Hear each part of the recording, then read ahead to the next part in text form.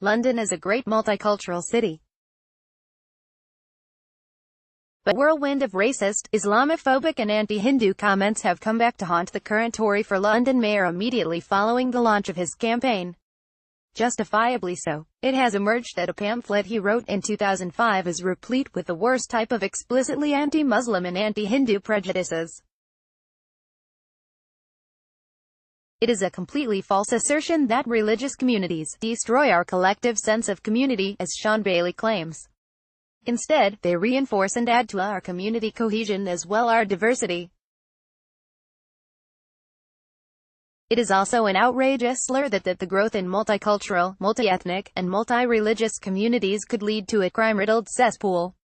On the contrary, our various faith communities, including Muslims, Jews, Hindus and Christians, are among the most law-abiding of all, and are themselves more frequently the victims of crime, especially hate crime. In reality, the rise in serious and violent crime across the country, not just in London, has coincided with the decimation of the police workforce because of Tory cuts. The Tory government is in denial about the effects of their cuts of more than 21,000 officers and thousands more of support staff, but police chiefs and crime commissioners are increasingly vocal about the damage these cuts have caused. Political forecasting is a fraught business.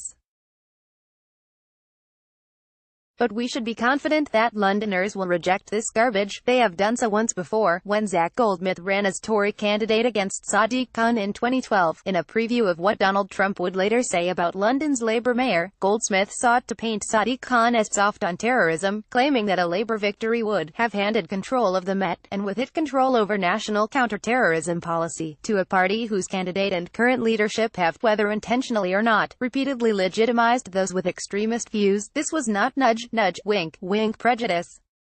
It was an explicitly anti-Muslim and racist appeal, so blatant that even some Tories and Goldsmith family members appeared to be shocked by it. It was roundly rejected by London's voters.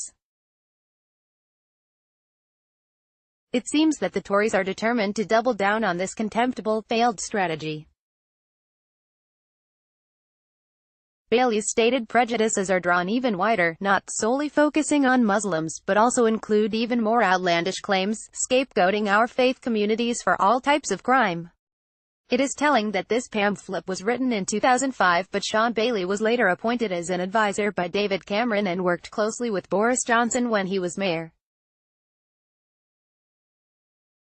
Clearly, these are not unacceptable views in the modern Conservative Party. Recently, the Prime Minister told the United Nations that we must call out hate speech, anti-Semitism, Islamophobia and all forms of prejudice and discrimination against minorities wherever we find it. Yet it is doubtful that Theresa May will be calling out her own party's candidate for mayor.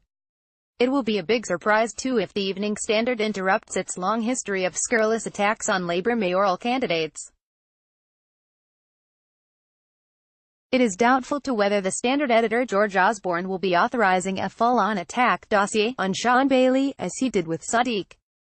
But Londoners will have a clear choice at the next mayoral election. They can have a mayor seeking to unite Londoners like Sadiq Khan. Or they can have a mayor seeking to sow divisions and create disunity in Shaun Bailey. The choice is a simple one. Diane Abbott is the Shadow Home Secretary and Labour MP for Hackney North.